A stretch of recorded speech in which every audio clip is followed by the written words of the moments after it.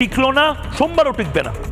তার কারণ 2025-এর লিস্ট অনুসারে মমতা বন্দ্যোপাধ্যায় ইলেকশনটা করানোর কথা বলছেন, যে লিস্টে ভুড়ি ভুড়ি বাংলাদেশি আছে, যে লিস্টে ভুড়ি ভুড়ি একজনের বাবার 32টা বাচ্চা, আরেকজন মায়ের 98টা সন্তান, বাংলাদেশি সন্তান 32খানা, এই যে লিস্টটা, এই লিস্টটাকেই তো পরিষ্কার করার কাজটা নির্বাচন কমিশন করছে।